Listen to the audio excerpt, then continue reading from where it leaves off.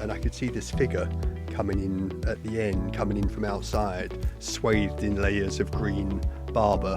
And I thought, God, I mean, that's the Queen, isn't it? That's the Queen. We were rummaging through KP, Kingston Palace, and it's Princess Margaret's stuff. Because the last thing you want at a state dinner is that they lean down and the It's in the tiara soup. ends up in the soup.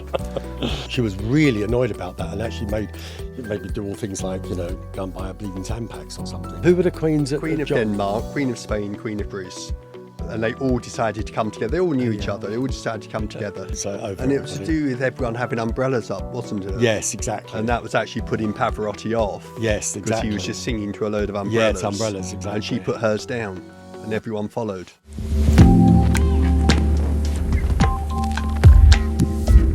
You start it, go. Okay. Well, go on, you start it for a doing change. it as a thing that you Go on, keep. you go. Welcome to our podcast. Okay. So with that one. So welcome to our podcast with Nicky, Clarke And Michael Van Clarke.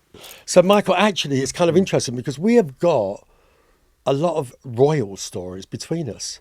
I actually don't even know some of the ones that would be your stories, because of course there's that whole period where we obviously worked together for a lot of it, and then not so. And actually the thing that I didn't know was actually you were doing Princess Diana's hair before me. I wouldn't say doing. I saw her a few times. Actually, yes, that's kind of. But same. she was still at the time wedded to her sort of teenage hairdresser from when she was a nanny, Kevin Chandler, yeah. Of course, I see. And actually, the connection with that, I mean, it might sound as if we got off track, but his wife is Claire, who was the junior to Karen. And when I first started hairdressing at Leonard's, she was her junior, and she got very, very sort of pissed off that she now had to have this young boy. And she was really annoyed about that, and actually made me do all things like, go and buy a bleeding Tampax or something. And we laugh about it now because actually I'm very friendly with both of them. So from 40 years ago. Is he still working?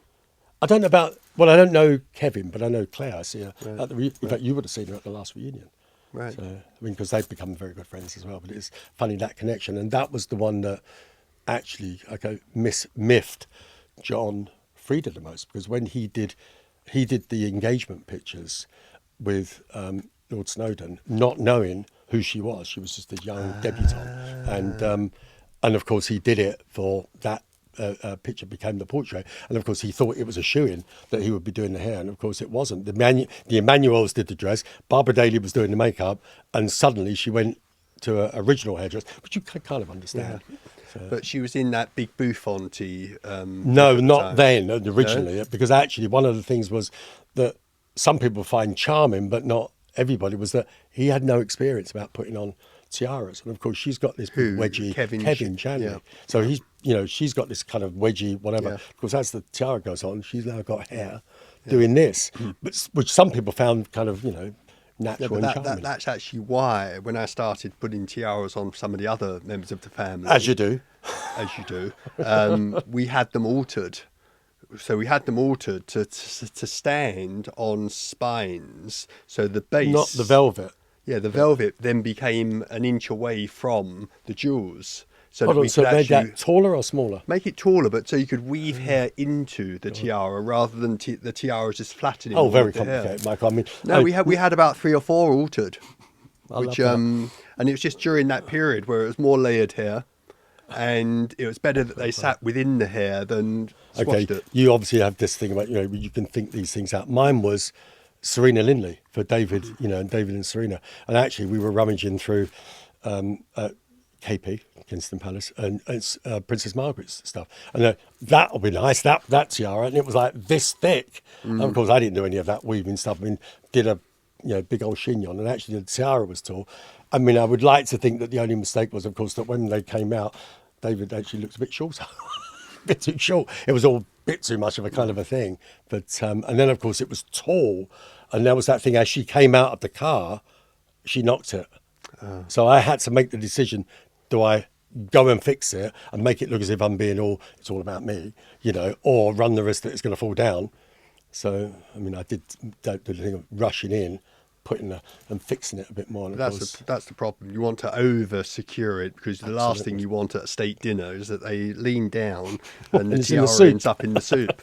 That would be highly embarrassing. it is highly embarrassing. But I know some of them were so heavy with jewels that I know Diana sometimes at the end of a state dinner, as soon as she got into the lift, she'd just rip it off. Yeah, The weight of it was so much. Yeah, I don't think I obviously didn't put on as many tiaras as you. Other than maybe privately, but so yeah, actually, so Diana was what you were doing it for sticking a tiara on her? No, I was just at Windsor at Christmas, and I didn't actually go for her in particular. But while I was there, she asked if I could do her hair. God, I mean, she makes it happy, this one, doesn't she? So I ended up spending, more hours there. But I remember arriving and being taken through the lower corridor at Windsor. Which is a very wide corridor of 100 or 200 feet long. And we were walking through the corridor with a lady in waiting, and I could see this figure coming in at the end, coming in from outside, swathed in layers of green barber. And I thought, God, I mean, that's the Queen, isn't it? That's the Queen. Very diminutive figure. And as we got closer, it was the Queen. And we stopped in the corridor. There was like the lady in waiting, myself, Rupert, my assistant, and the Queen stopped, and we talked for what seemed like about 15 minutes. Wow. And it was really quite surreal. That is quite surreal. And then we said our goodbyes and carried on up to seeing Princess Do you remember Diana. what you talked about? I can't remember at all. Not at all, no. It's probably 40 years ago. Yeah. Well, I met her a number of times, but only in in company. But she actually gave me my OBE, and there is always that thing of what you say. I mean, she's obviously got a whole bunch of stock questions, but she's up to speed a bit, and I remember It's not. Do you come here often? It was. I think there's a bunch of them. I mean, I got the one. You've been doing this a long time, haven't you? And I said something. I mean, I thought I was being cheeky at the time, but I just said, I said yes, but it's hardly working on a coalface, Mum. Yeah. And she went, quite. So it was that. But it's just interesting. That was the one, by the way, where you probably know this one, but where when it was in the papers that I was going to get the OBE. I mean, Tina texted me and said, "That's brilliant, Nicky. Thank you. Whatever. That's 2 in the family." I went, "Who's the other one?" And of course, Dad had this, the military equivalent. Do you remember the Middle Eastern princess that wanted us to go to Princess Virial? Yeah, Houston. Who's the only client that we actually shared, because she wouldn't allow anybody else other than me and you to do it. God, it's hair for 6 people. That was my first foreign trip. She was lovely. She was lovely. Yeah, really. Often quoted as one of the 50 most elegant women in the world. Yeah, I thought she was great.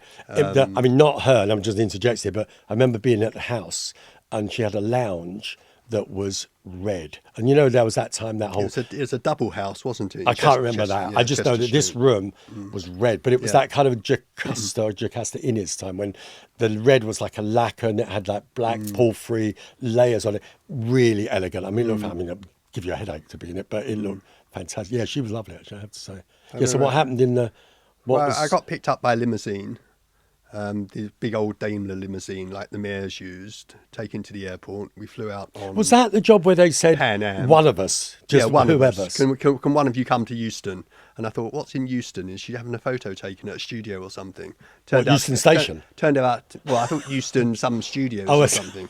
Turned out to be Houston, in Texas, and I went out. I would have done that job.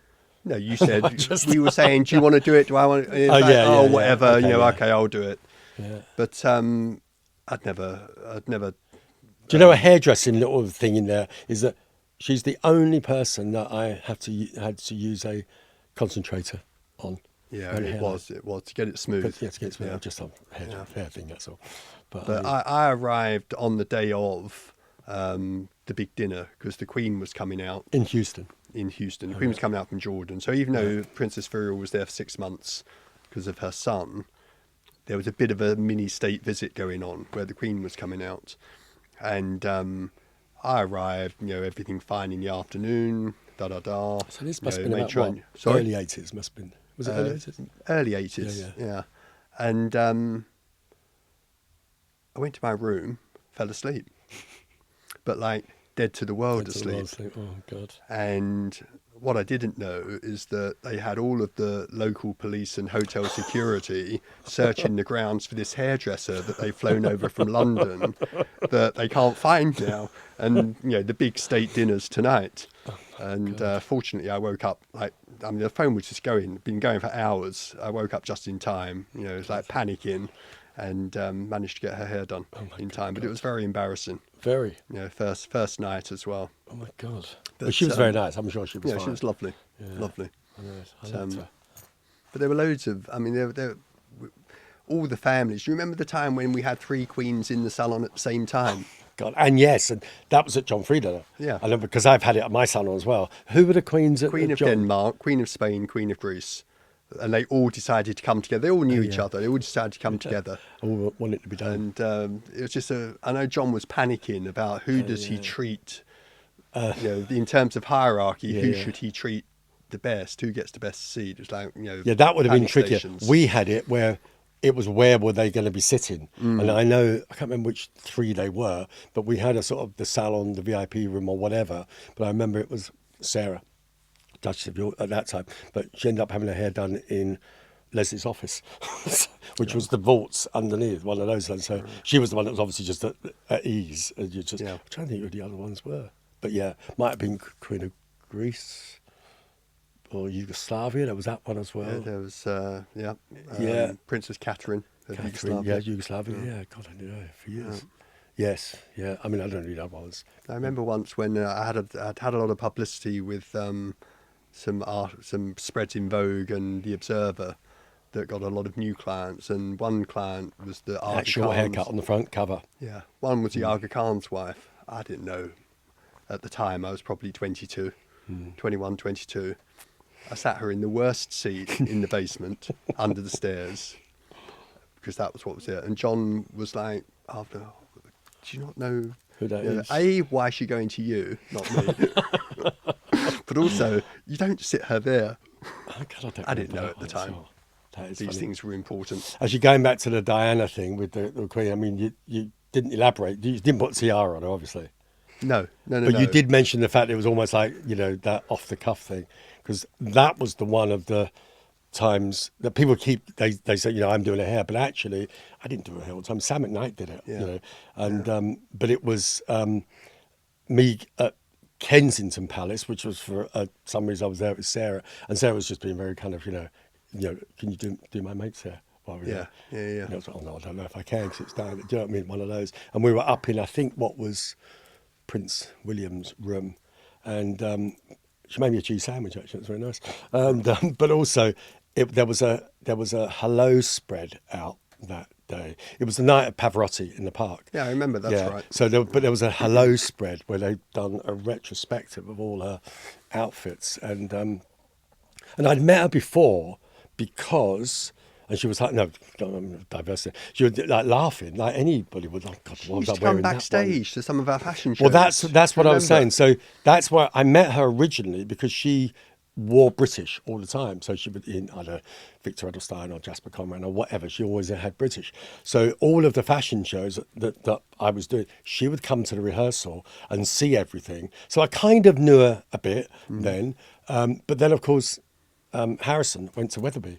The year he started, William was in the last year. So I was like on the school run. I mean, I'd see her in the morning, I'd be on like nodding terms to it because it was that. So then when it came to doing Pavarotti, it was kind of wonderful. But I'm doing it and think that's great. And then as it pours down with rain, there's that moment when I'm going, oh my God, it's all good. And then, of course, there's, she looks quite nice, actually. So one of those, because that's the one that they all picked up on. So we had the tour bus going at Mount Street that would go past, and there was the traffic lights there. So I'd already moved upstairs to get away from the people on the ground floor that were like doing all that snapping. So I've gone upstairs and I've got the second deck with all the Japanese going. And it's actually, in a way, it was kind of, I'm always kind of pains to say, because I mean, from Sam's point of view, with colleagues, we're sort of friends-ish. It was a bit annoying because it's like he did it all the time, and you know, I'd rather. I mean, I suppose it's the one that people know they want the person in it, but it was funny. I don't know if you saw recently in the Times. It was about a month ago. It was on a check, but Selena. There was an article with Selena Scott. Selena Scott. And it was mentioned that she was at some great big thing that Diana had done, was where they were both backstage. So Diana came back and looked at Selena, and it was her hair and all of that, and went, and just didn't say anything, but went, Nicky Clarke. And she went, yeah. So it was in the, that's why it was name checked. It was a Google alert. But it was interesting because actually Sam did, I mean, that great shot, the Vogue cover with the black polo, but that's the haircut I did 4 years earlier.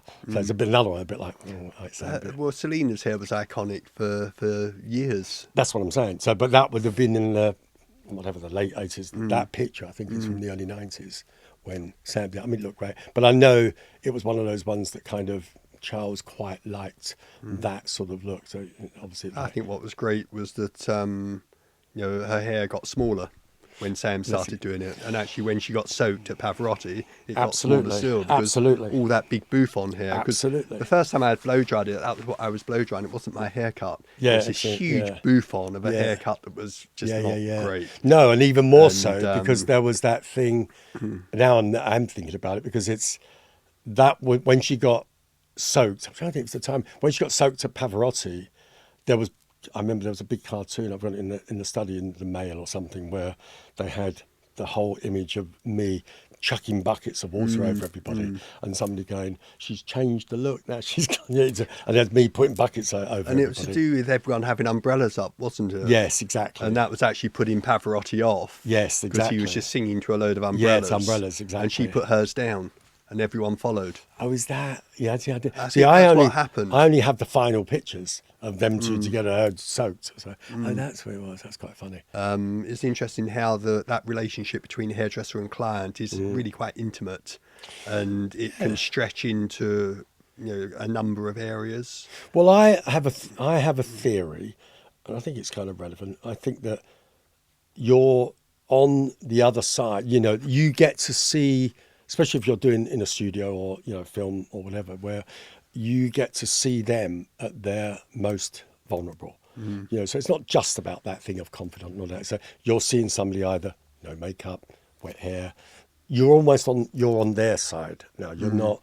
You're there to kind of prepare them for either their shoot or the world or whatever. So I do think that is probably where it kind of comes from. There's that feeling that you're the confidant in whatever way, not just necessarily in terms of your words and all of that, but also, I think, and as an advice as well, because you're supposed to, you deal with this all the time. You would know, is that the best thing to wear? Is this the best thing, etc., etc. And I think we probably do more than most. Well, I think we're mixing with such a range of people, absolutely, and topics and subjects that we pick up a lot along the way. But it's also that thing about the whole job of hairdressing, where people it's very easy to put it into that kind of dismissive bit, and actually you go, this is a profession that you need a lot of hats.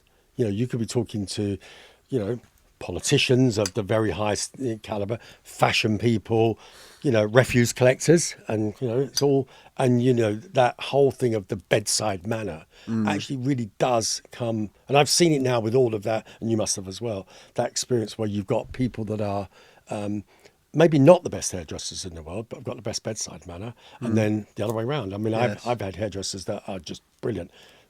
They don't have people skills really at all. So, I think the genius is when you get the both.